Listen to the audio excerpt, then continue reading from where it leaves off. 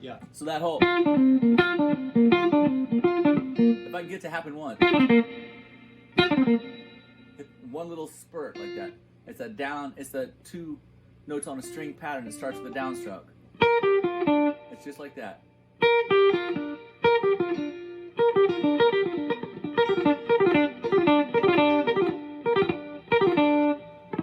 Yeah. All right. And that's when you make a little spurt, and then you try to make it loop. This is the closest I've gotten. I noticed.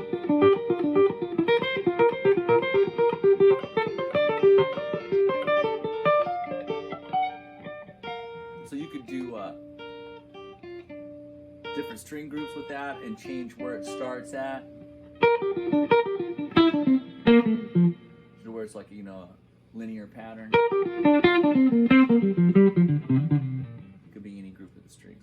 But that's like that pattern among others kind of turns into this, well, it's a style of playing, a hybrid picking style.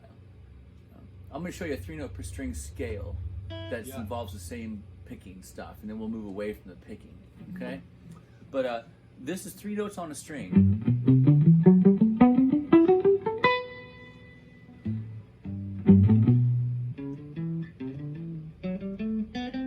Yeah, and then 5s. And the last string can be the same grouping. They're the same, right? That's the nice thing about it, is 2 notes, 2 string patterns, right? So that's the picking pattern, and then that's how many notes are on a string. It just go down, up, down, down, up, down, down. So you're gonna sweep across strings. So it'll be 3 notes on a string. So it'll go down, up, down, down. That's the same downstroke. Down, up, down. Right.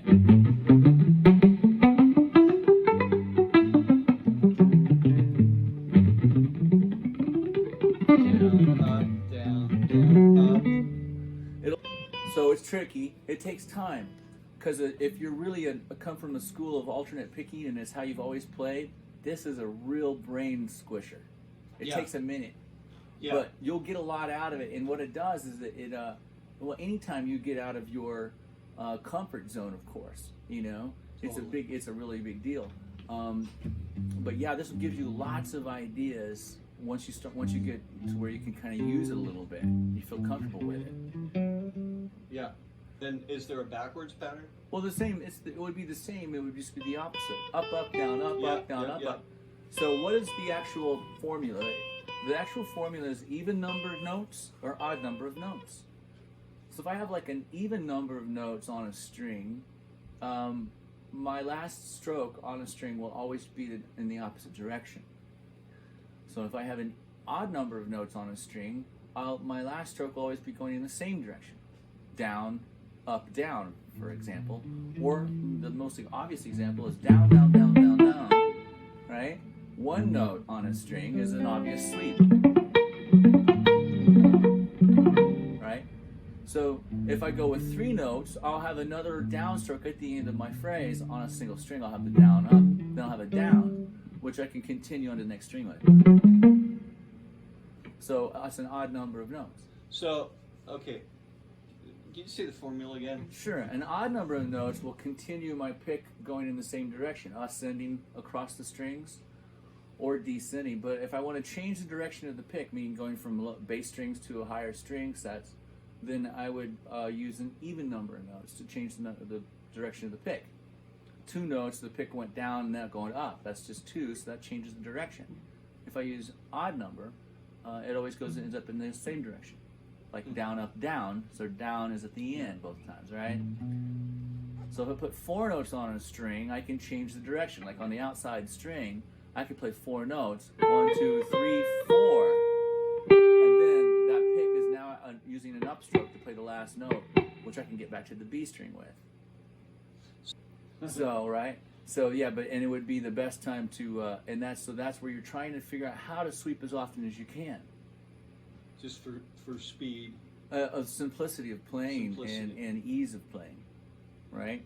And not only that, like I was talking about earlier, it creates these patterns.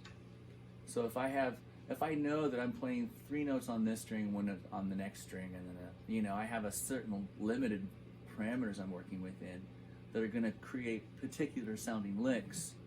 So it's one way to help you create millions of colors instead of just like Okay, 7. yeah, because all my riffs, they're nice, but they're kind of boxed in.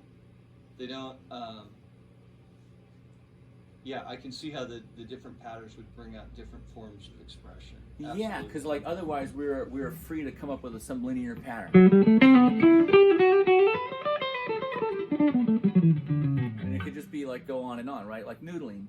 Or when we have a particular set of parameters where I know I'm going to play a certain picking pattern, all of a sudden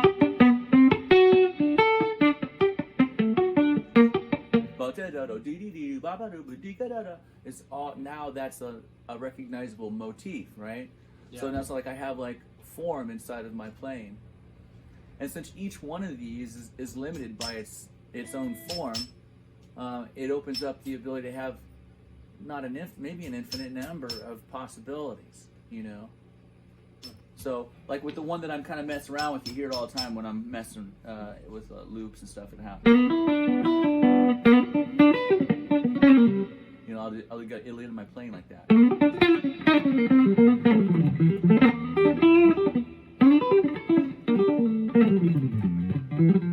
So that's hybrid sweeping. So that quick run, that was sweet.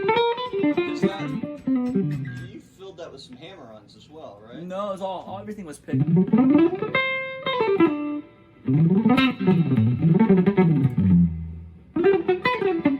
That's it. So that's all. That's all picked, but that takes time. It's like a hybrid style. You work with 2 string. Yeah.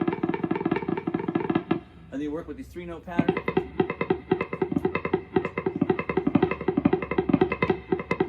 You work 4-note pattern. You just keep building. This one was really cool, like this. That's it. That's just 3 notes. Like 3 strings. See, I put 3, 1, 3, 4. 1, 2, 3, 2. 4, 1, 2, 3, 1, 2, 3, 4. So it's like combinations of odd numbers and even numbers changes the pick direction around. That's really all there is to it.